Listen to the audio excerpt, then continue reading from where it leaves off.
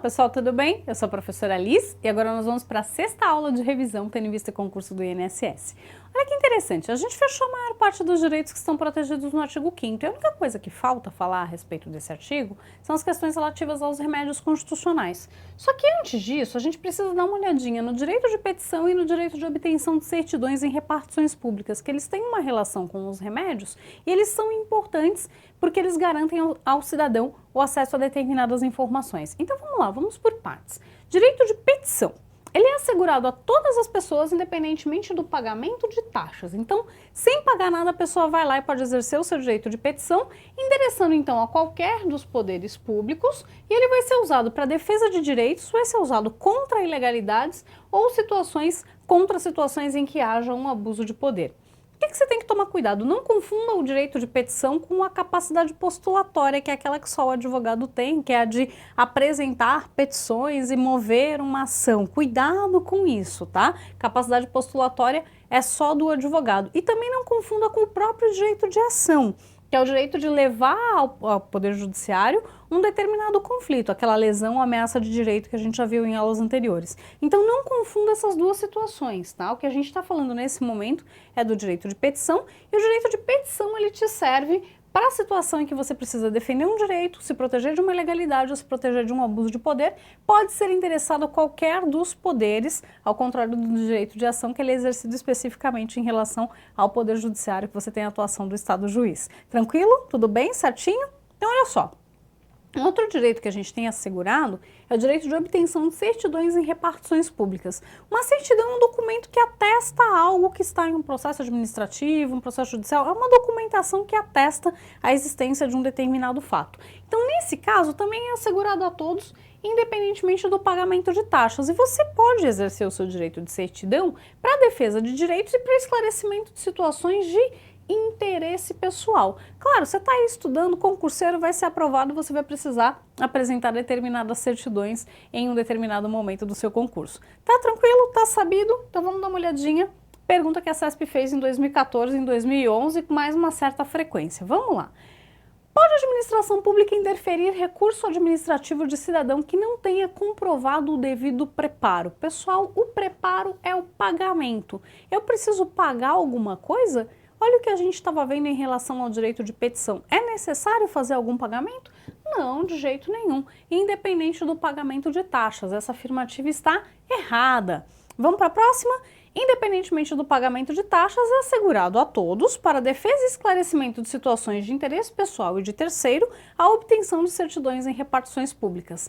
E aí, pessoal, olha a dúvida, tá certo ou tá errado? Vai com cuidado, lembra que você está lidando com a banca CESP. Quase tudo tá certo, tirando este pequeno detalhe. Então, olha só, o direito de certidão, ele é assegurado para esclarecimento de situações de interesse pessoal e não interesse de terceiro, como está aparecendo aqui nesta alternativa. Tá sabido então? Tá tranquilo? Vamos seguir. Começar a falar dos remédios constitucionais, que é um assunto que aparece com muita frequência, eu tenho certeza absoluta que vai cair alguma coisa a respeito desse assunto. A gente pode esperar, o artigo 5º ele vem com tudo, e a parte de remédios vem também. O que a gente chama de remédios constitucionais, então? Quando eu estou falando nisso, eu estou falando de um meio processual para fazer valer um determinado direito fundamental. Então, aqueles direitos que a gente estava estudando até agora, ali que são assegurados no artigo 5º, em outros lugares da Constituição também, se a coisa não estiver rolando, não está funcionando, a Constituição me dá instrumentos, me dá meios processuais para fazer esses direitos, então, se tornarem acessíveis para que eu possa gozá-los efetivamente. Então, vamos lá, primeiro deles, até o mais conhecido, nosso queridíssimo habeas corpus. E quando a gente impetra habeas corpus? O habeas corpus ele serve para proteger a liberdade de locomoção. Gente, exclusivamente a liberdade de locomoção de seres humanos, pelo amor de Deus, tá? Liberdade de locomoção das pessoas.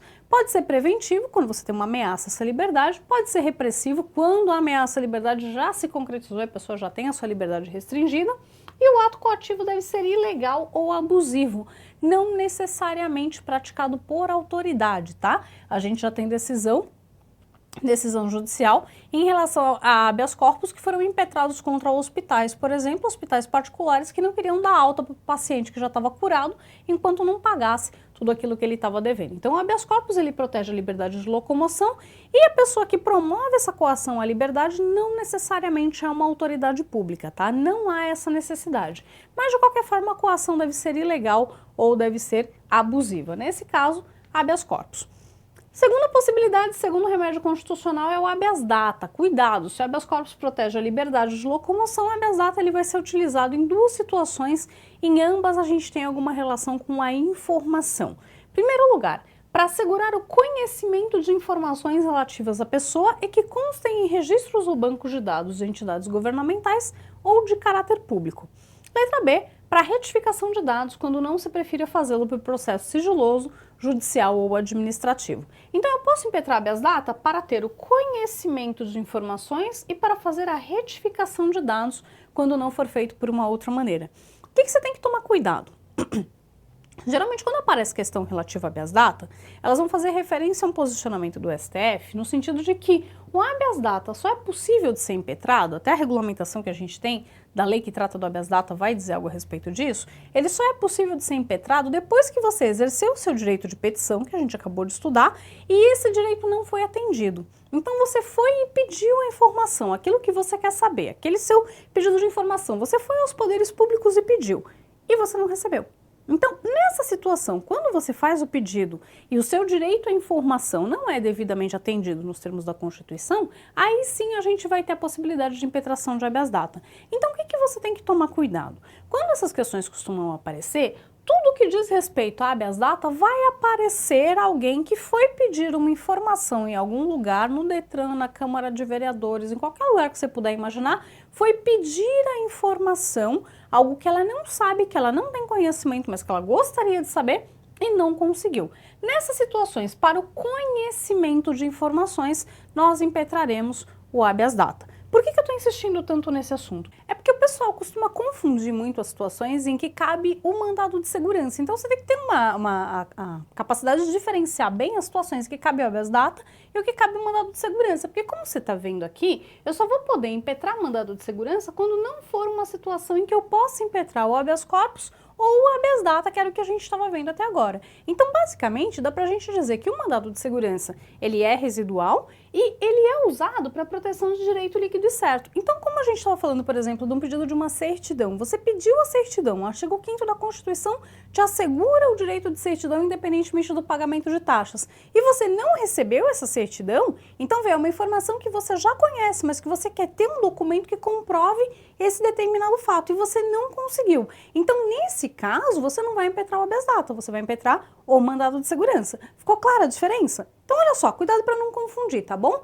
Tem banca que gosta bastante desse assunto, daqui a pouquinho a gente vai ver umas perguntas a respeito desse tema. Outro detalhe importante que você tem que tomar cuidado é que, diferentemente do que acontece com habeas corpus, quando a gente fala em mandado de segurança, o responsável pela ilegalidade ou abuso de poder necessariamente tem que ser uma autoridade pública ou um agente de pessoa jurídica no exercício de atribuições do poder público, tá? Então não pode ser um particular, necessariamente tem que ser alguém ligado à administração ou que esteja atuando nessas situações que a gente está vendo aqui. Outra coisa super interessante em relação ao mandado de segurança é que a gente tem a possibilidade do mandado de segurança coletivo. Só que nesse caso, a gente só tem 2 legitimados. A Constituição não franqueou esse remédio constitucional a todo mundo e ele só pode ser impetrado por partido político. Desculpa, gente. Aí, nesse caso, um partido político tem que ter representação no Congresso Nacional, ou um representante na Câmara dos Deputados, ou um representante no Senado. Não precisa ter nos dois, tá? Então, partido político com representação no Congresso Nacional, ou, segundo o conjunto de legitimados para impetração de mandado de segurança coletivo, as organizações sindicais, tá? Entidades de classe ou associações, só que as associações legalmente constituídas e que já estejam em funcionamento há pelo menos 1 ano. Cuidado que esse requisito é só das associações, tá? Associações legalmente constituídas e em funcionamento há pelo menos 1 ano. Então isso não se aplica, por exemplo, às organizações sindicais. Nesse caso, nessa segunda possibilidade, a gente tem uma limitação, porque eles só podem impetrar o mandato de segurança coletivo na defesa dos interesses dos seus membros ou dos seus associados. Então eles não podem impetrar na defesa de qualquer interesse. A gente tem uma relação entre o fim dessa associação, desse sindicato, dessa entidade de classe e o mandado de segurança coletivo que está sendo impetrado por ela. Tranquilo? Tudo bem? Então vamos seguir mais um pouquinho. Mandado de injunção, nosso próximo remédio constitucional. A gente percebe até que é uma certa preferência da banca em relação a eles, e eu particularmente penso que é por causa do nome bonito, né? Geralmente o pessoal fica assim, meu Deus, o que é um mandado de injunção? Gente, tranquilo, facinho. Ele vai ser utilizado em uma situação bem específica, que é aquela quando a Constituição prevê um direito, prevê uma garantia, uma liberdade constitucional, só que a gente está tratando de uma norma que é uma norma de eficácia limitada. Lembra que eu falei dela na nossa primeira aula? Pois é, essa norma de eficácia limitada, para a produção dos seus efeitos, ela precisa de uma norma de integração. E essa norma regulamentadora, ela ainda não foi criada. Então, na prática, eu tenho um direito que é assegurado pela Constituição, mas que ele não pode ser fruído pelos seus beneficiários. Nessa situação, a gente tem, então, a possibilidade de impetração de mandado de injunção. Pode ser impetrado, então, quando a falta de uma norma regulamentadora tornar inviável o exercício de direitos ou liberdades constitucionais ou quando a falta dessa norma regulamentadora tornar inviável o exercício de prerrogativas inerentes à nacionalidade, soberania e cidadania. Última coisa que a gente tem para ver em relação aos remédios, depois a gente troca de assunto, diz respeito à ação popular. Essa ação popular, que você não pode confundir com a ação civil pública de jeito nenhum, tá? Porque a ação civil pública é outra coisa. A ação popular ela é utilizada em situações bem específicas e a intenção dela é anular um ato lesivo ao patrimônio público. Ela nasceu para isso, anular ato lesivo ao patrimônio público, à moralidade administrativa, ao meio ambiente e ao patrimônio histórico e cultural. Quando a gente fala em ato lesivo ao patrimônio público, patrimônio da entidade que o Estado participa ou da própria administração direta ou indireta, então do próprio Estado ou de entidade da qual ele participe.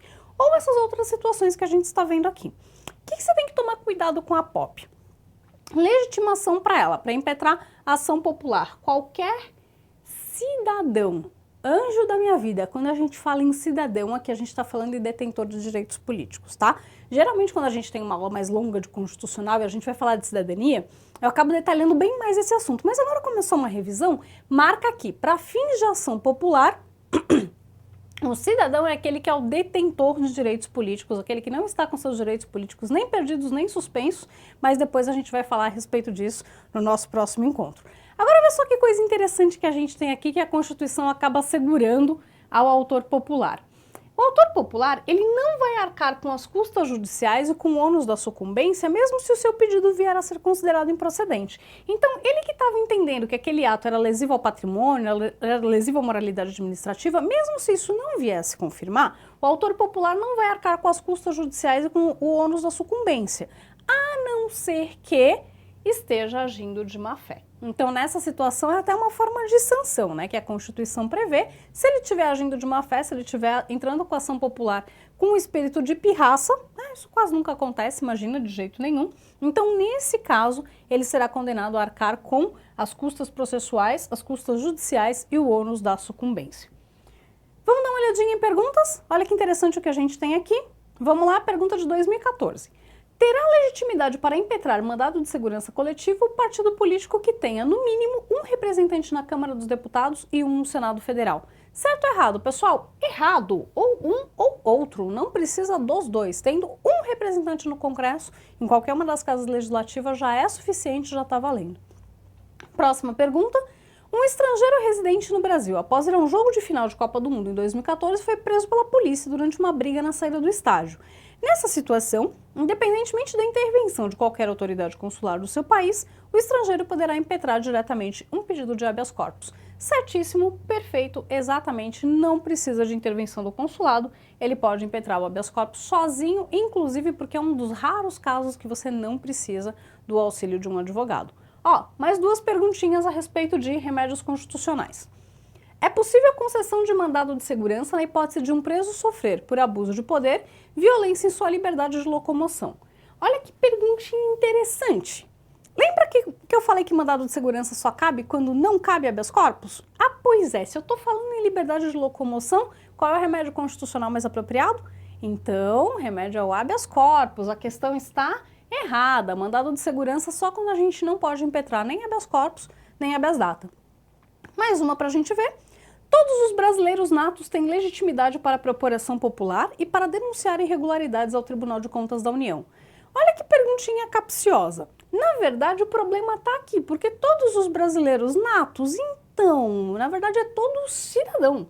É todo cidadão, porque não necessariamente esse brasileiro nato está em pleno exercício dos seus direitos políticos. E um brasileiro naturalizado que esteja em pleno exercício dos seus direitos políticos também tem legitimidade para propor ação popular. Então, esta afirmativa está errada e aí a gente pode seguir, então, para falar de mais um assunto.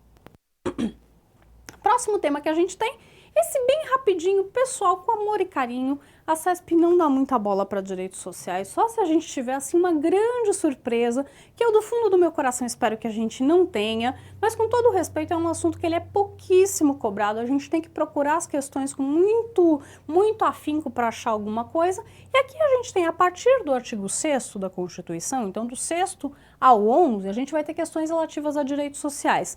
Comparado a tudo que a gente viu do artigo 5º, esse realmente é um patinho feio assim, né? A CESP não dá muita atenção a esse assunto, então a gente aproveita que é uma aula de revisão e fala só rapidamente, olhando as questões que caíram nos últimos concursos, tá? Então, quando a gente passa a falar em direitos sociais, eu tô falando de direitos de segunda dimensão.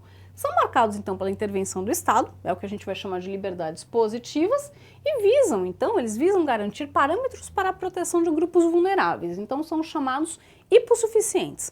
No artigo 6º da Constituição, nós temos uma lista de direitos de segunda dimensão, de direitos sociais, só que esse rol ele é meramente exemplificativo, tá? Quando aparece alguma questão relativa a esses direitos, basta que você saiba a lista que você vai resolver sem maiores problemas. Então vamos lá, ler aqui comigo. Direito à educação, saúde, alimentação, trabalho, moradia, transporte, lazer, segurança, previdência social, proteção à maternidade e à infância e assistência aos desamparados. Talvez a gente tenha uma pergunta a respeito desse assunto, porque o direito ao transporte foi incluído muito recentemente numa emenda constitucional agora de 2015, então talvez valha a pena você dar uma olhadinha nesse assunto, mas sabendo a lista é uma pergunta que você mata com extrema facilidade. Princípios que se aplicam aos direitos sociais, princípio da reserva do possível, do mínimo existencial, a vedação do retrocesso e, claro, o princípio da dignidade da pessoa humana. Você não pode esquecer que essas são normas de ordem pública, a gente tem a intervenção do Estado, tanto que se fala em liberdades positivas, e a vontade das partes de dispor desses direitos ela é limitada pela lei. Então a gente vai entender que esses direitos eles não são plenamente disponíveis. Ainda que eu possa discutir algumas coisas relativas, por exemplo, ao meu contrato de trabalho, eu não posso discutir em aberto e topar trabalhar, sei lá, por 50 centavos a hora, como era na época da Revolução Industrial, porque eu tenho limites legais que devem ser respeitados. Como é que esse assunto apareceu nas provas da CESP? Dá uma olhadinha nessas duas perguntas, ó, uma de 2003 e uma de 2011. Juro que eu procurei com força, tá? Eu procurei com atenção. Vamos lá. Todos os direitos sociais do cidadão brasileiro estão dispostos na Constituição da República de 88, que enumerou exaustivamente os direitos fundamentais constitucionais dos trabalhadores em capítulo específico. Certo ou errado? Errado, gente. O rol é meramente exemplificativo, ele não é um rol exaustivo. Podem ser incluídos outros direitos, a gente pode ter direitos que não estejam expressamente mencionados e que mesmo assim deverão ser protegidos. Vamos olhar a próxima? Os direitos sociais previstos na Constituição advêm de normas de ordem pública, que não se revestem de imperatividade, podendo ser alterados pela vontade das partes integrantes da relação trabalhista. Errado também, são normas de ordem pública, têm imperatividade e elas não podem ser alteradas simplesmente pela vontade das partes nas relações trabalhistas, a não ser quando a gente tem um espaço permitido por lei, a não ser naquilo que a própria Constituição assegura e que a legislação protetiva desses direitos sociais permite. Tranquilo? Tudo bem? Então, ó, um último detalhe aí a gente fecha essa aula. Questões relativas a direitos individuais dos trabalhadores. Vale a pena dar uma lida, pega o artigo 7º, vê com amor e carinho, e esses direitos, eles são assegurados aos trabalhadores urbanos, rurais e avulsos. Você tem que dar uma atenção especial no parágrafo único do artigo 7º, que é aquele que fala dos direitos que são assegurados aos trabalhadores domésticos. Talvez, se for para cair, apareça alguma pergunta nesse sentido, tá?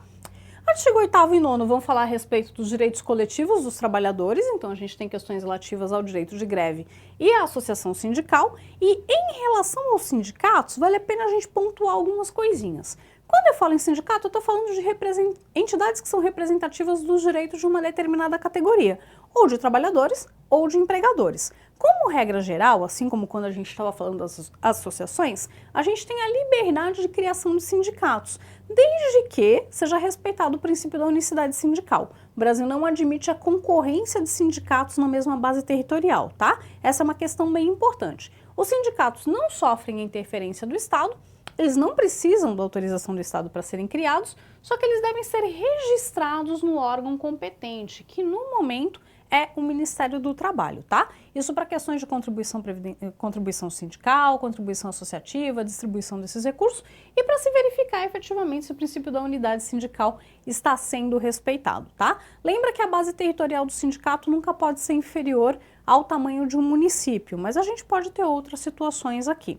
E aí os dois últimos detalhes, as questões relativas às negociações coletivas de trabalho, acordos coletivos e convenções. Aquilo que a gente chama de acordo coletivo é feito entre o sindicato de trabalhadores e uma ou mais empresas, uma ou mais entidades patronais, e o que a gente chama de convenção coletiva, ela é feita entre sindicatos, sindicatos representativos dos trabalhadores e sindicatos representativos dos empregadores. Nesse caso, nós temos uma convenção coletiva. O que você tem que tomar cuidado? Da lista de artigos de direitos protegidos no artigo 7º da Constituição, que fala dos direitos individuais dos trabalhadores, alguns direitos podem ser discutidos com o apoio dos sindicatos e vão admitir um certo grau de flexibilização. Então, aquilo que pode ser alterado mediante acordo ou negociação coletiva ou convenção coletiva, você já sabe que vai ter a participação do sindicato nessa discussão, tá bom? O trabalhador não pode discutir sozinho, mas com o apoio do sindicato talvez o direito possa ser flexibilizado. Isso foi perguntado numa questão da CESP. Olha que interessante o que a gente tem aqui, essa pergunta de 2003, então já mais antiguinha. Suponha que uma agroindústria, alegando necessidade de redução de custos, reduziu o salário de 50% de seus empregados em 20%. Houve então um dissídio coletivo e após diversas negociações, o sindicato da categoria, em acordo coletivo, concordou com o corte salarial. Nesse caso, o acordo coletivo é inconstitucional. Certo ou errado? Errado! Nesse caso, o acordo é constitucional, certinho. Você vê lá no artigo 7º, é uma das situações em que é possível, desde que a negociação não seja feita diretamente com os trabalhadores, mas seja intermediada pelo sindicato da categoria. Então tá certo, sem problema. Para a próxima. Com relação à classificação das constituições, aos direitos e garantias fundamentais e à organização político-administrativa, julgue o item a seguir. Nas negociações coletivas de trabalho, é obrigatória a participação dos sindicatos. Perfeito, é isso mesmo, a questão está certíssima. Então, pessoal, aí a gente fecha a nossa aula de revisão. Obrigada pela sua atenção, daqui a pouquinho a gente volta.